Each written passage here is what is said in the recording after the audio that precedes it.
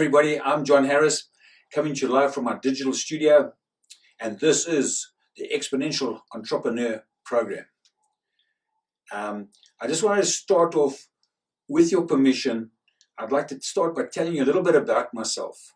You know, I'm a serial entrepreneur with many businesses, startups. I'm an environmentalist, and I'm an energeticist.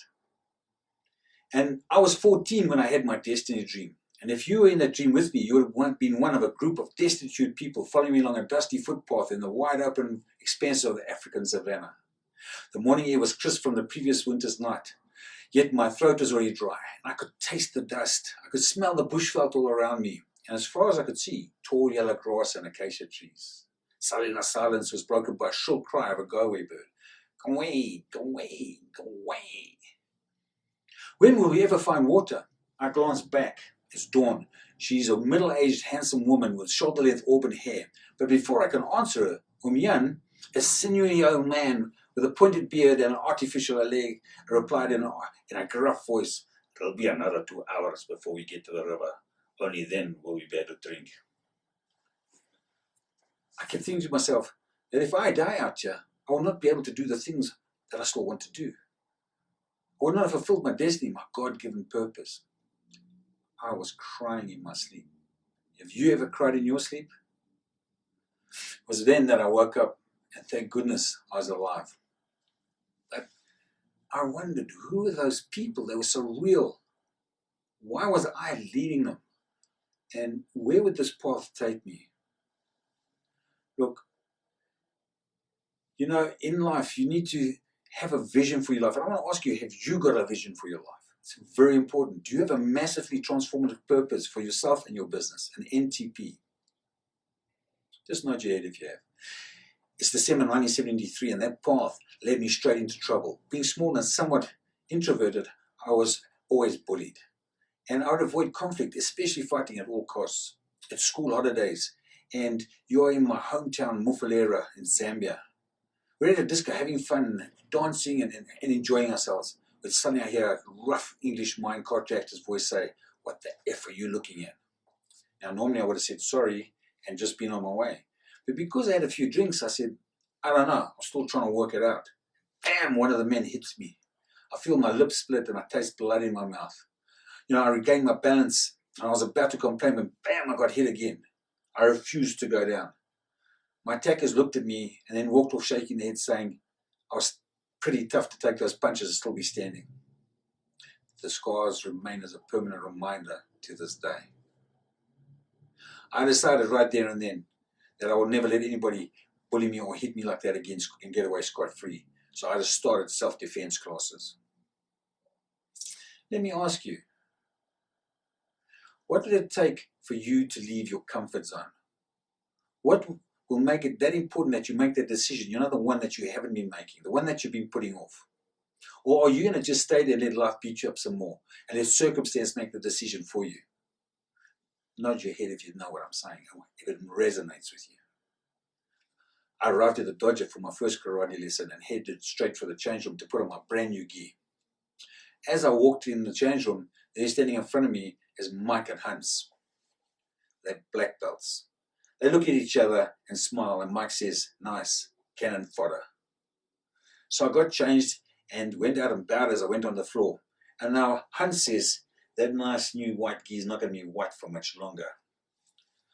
I'm just here to learn how to defend myself. He laughs and says, "Look, you're too small to punch you out of a paper bag. You won't be back after tonight."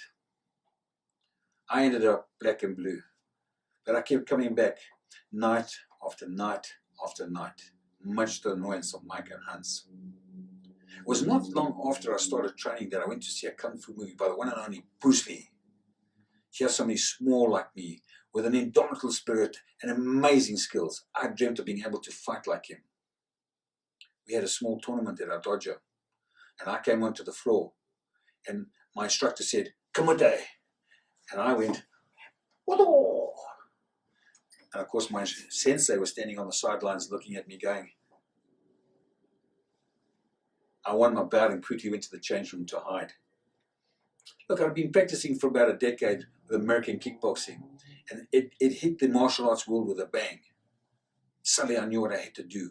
I was to become a champion, and I gave myself 10 years. I started training harder than ever, always fueled by anger. After many years of training, the time I'd been waiting for finally arrived. This was my first fight, and it was to be held in the Bull Ring in Birmingham, England. You are in my corner as I climb into the ring. And we see my opponent for the first time. He's a Jamaican and he's ready to go. I hear his corner calling by his nickname, Chalky.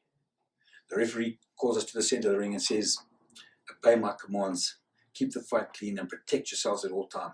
Touch gloves and come out fighting when the bell rings. Back in my corner, I hear seconds out, round number 1, and the bell rings. I'm hit by a barrage of punches, kicks and blows. I'm taking a beating. Does it hurt? You bet it does. The bell goes and I stagger back to my corner for my minute's rest. I don't sit down, well, because there's no seat. But I look at you and I say, listen, I'm getting killed in here. What am I going to do? And you say to me, John, only way you're going to win this fight is by a knockout. I hear seconds out, round number 2. And after all my years of training, this is what I do. I walk in and I start swinging for the trees. I close my eyes and everything goes into slow motion. And bam! I manage to catch him with the right hand and he goes down. The referee summons me to a neutral corner. He's counting 8, 9, and I'm praying the guy stays down. 10, it's over, and the bell rings. Shortly thereafter, the MC comes in and announces, and the winner by knockout, John Harris. Yes!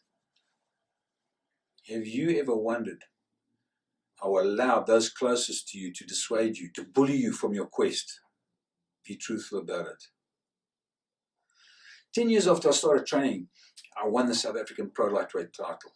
I've achieved my dream. The training has taught me to be disciplined and self-reliant. These are traits that will serve me well into the future. I feel more confident, but the self-fulfillment leaves me feeling somewhat discontent, and I don't know why. The problem is I still feel like something is missing. Something keeps driving me, and I'm restless. I need to do something else now that I've stopped training or stopped fighting. I'm going to land up in trouble with the law. If I could just be part of something worthwhile. I keep searching for meaning in my life, but it seems I'm lost. Nothing is happening for me. Trapped and despondent, I went through a number of jobs, mostly in sales, which I hated. And eventually I started my own business, which was in office automation. And I did this without any real capital. And after 2 years, I had to sell it in order to bail myself out of debt. I'd worked day and night in this business. And at the end of this ordeal, I was totally exhausted. Here's a question for you. If you ever find yourself in a situation where nothing is happening for you, I don't want you to be upset or worried. It's in a kind of a wasteland. But don't fret, because the next step, this is all in preparation for your next step. So learn as much as you can. Does this make sense? Having sold my business, I now needed to find work, and I got a job selling stationery for a man who became my mentor. And I immediately noticed 3 things about him. 1, he knew a lot about business. 2, we had similar interests, wildlife and sport. And 3, he was spiritual. And look, as important as the first 2 were, it was the latter that had the most profound effect upon my life. He introduced me to a man who was 98 years of age named Pastor Burke. He was an American who came out to preach in Africa, and in fact used to go around on horseback in his early days to do so. I clearly remember as he put his hands on me, he seemed to become younger, and a strange energy went through me, a kind of calming energy went through me. And he said that life will change radically for the better. And surely it was not long after that I found and married the woman of my dreams, by whom I have 2 wonderful children. This period of learning from my mentor also gave me a time to rest and recuperate, which was just as well, because I was about to face even bigger challenges. How many of you are in a situation where you found sanctuary, where you have a chance to rest, but you don't take it because you're too busy running around, you're too scared to stop? Does that make sense? I want to tell you, it's 2005. And I had 2 businesses up and running. One was a touring youth company, and the other one was a travel management company. and I was sitting in my office, staring at my computer screen. I realized that people were making money online, on the internet. And I thought, wow, this is amazing. This is the future. I could see myself lying on a beach with a cocktail and my laptop. Pretty funny. I came across affiliate marketing by McMichaels and immediately purchased the training program. Look, I was really excited, and I went through that course and I implemented everything and I launched that sucker. Nothing. Crickets. Well, at least affiliate marketing gave me, an insight into social media marketing, joint venturing, and information product creation. And look, I believe in modeling on the best. So I began training with internet gurus. I traveled to the States. Little did I realize at the time, but this would only make me understand how really truly insignificant I was compared to these giants. Look, who are world class in their particular fields of expertise. And who was I to challenge them? And this was somewhat of a letdown, and I felt pretty dejected. When you hit your biggest challenge, and are you, your competitors, government, are you ready to face them down? Perhaps partners even. Look, after many more years of learning about the digital economy and at least 1.5 million rand in expenses, I still didn't know where I fitted in online. The problem, was I had tried to compete with my coaches. I hadn't really listened.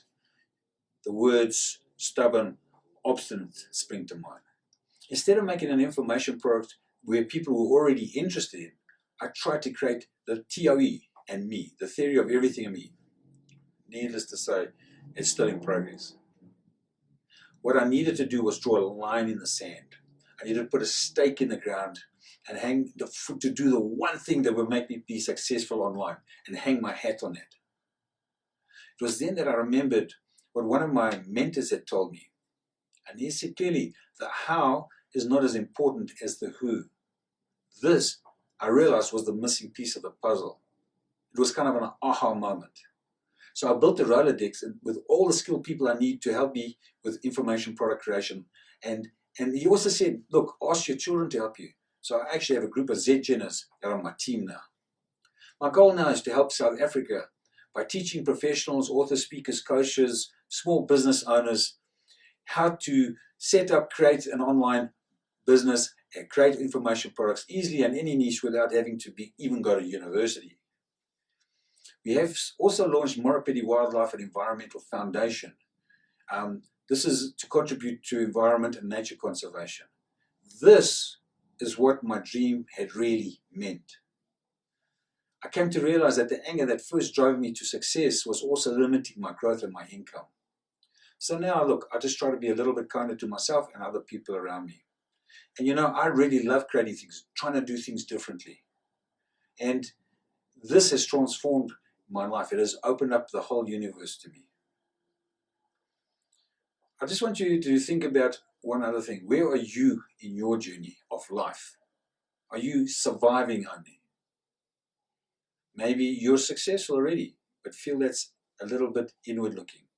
Perhaps you're significant and you have some traction, though we know some people who've been significant have also not been very good. Are you serving others? And this is where all great leaders land up. Look, if you're going to thrive by leading others through service, then you've arrived. I wanted you just to think about that, and that was a little bit about my background and how I came to be where I am now with the Exponential Entrepreneur Academy. We are setting up a mastermind right now where we'll teach at the highest level under Tony Robbins and Dean Graziosi under their gold standard. We also will be getting further training and workshops that will be coming out. And even if you're looking to set up an organization or an enterprise, we have training to show you the new model of how these digital companies are setting up and organizations, how exponential organizations are actually structuring themselves. Welcome to the new world, to the new economy. I'll see you in the next video.